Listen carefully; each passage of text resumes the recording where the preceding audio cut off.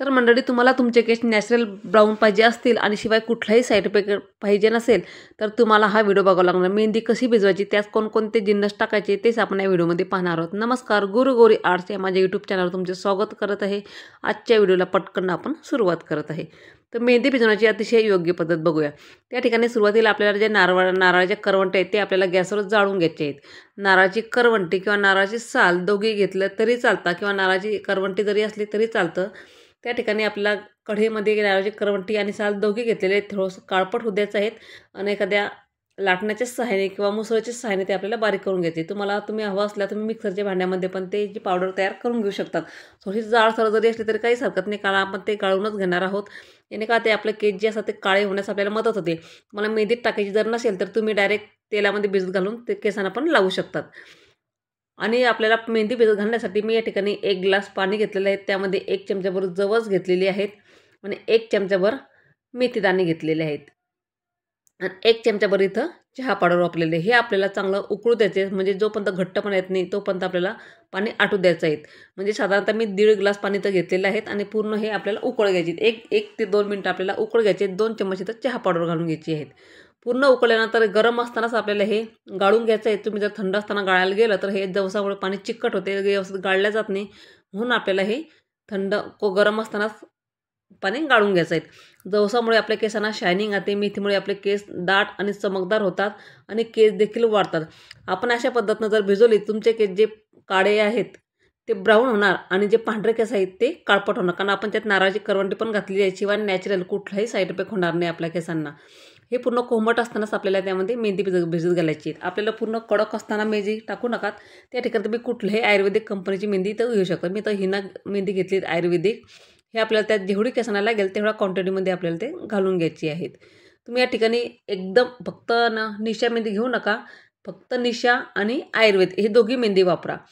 पूर्ण एकच मेहंदी कोणती वापरू नका. त्यात आयुर्वेदिक मेहंदीसोबत एक निशा पोळी टाका. त्यामध्ये मी थोडंसं पाणी ॲड करणार आहेत. म्हणजे आपल्याला जर पाणी कमी पडत असेल तर तुम्ही त्यात थोडं पाणी करून त्यात घालून घ्यायचे आहेत. त्यात पूर्ण गिठोड्या असतात त्या आपल्याला मोडायचे आहेत.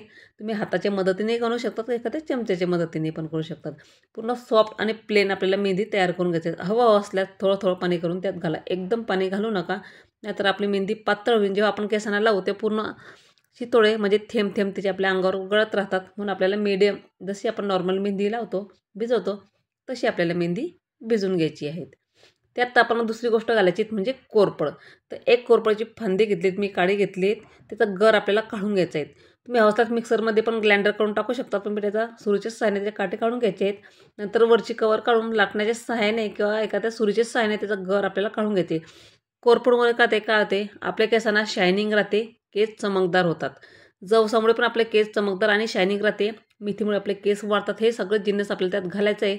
बघा, अशा पद्धतीनं जर तुम्ही मेहंदी भिजत घातली तुमच्या केसांना कुठलाही साईड इफेक्ट होणार नाही. शिवाय नॅचरल पद्धतीचे ब्राऊन केस होणार आणि जो भाग आपला पांढरा केस असतो ते सुद्धा काळे होणार.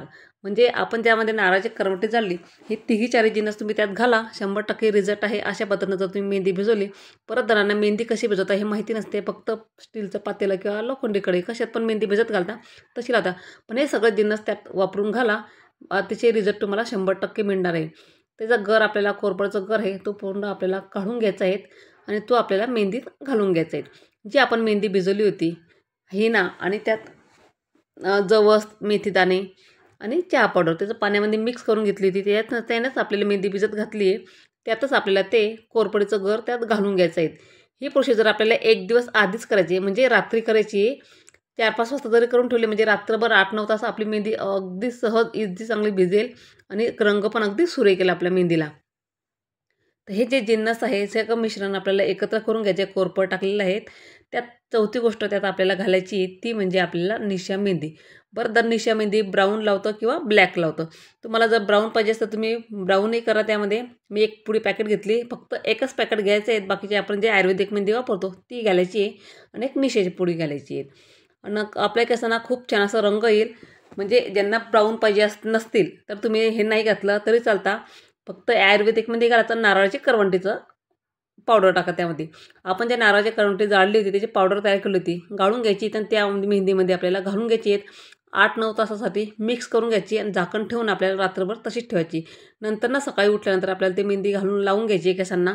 बघा रिझल्ट तुमच्या समोर येईल. खूप छान स्मूथ केस होतात आपले हे सगळं जिन्नस वापरल्यामुळे. बऱ्याच जणांना मेहंदी भिजवण्याची पद्धत माहिती नसते. अशा पद्धतीने मेहंदी भिजवला 100% रिझल्ट आहे. पूर्ण मिश्रण आपल्याला एकत्र करून घ्यायचं आहे.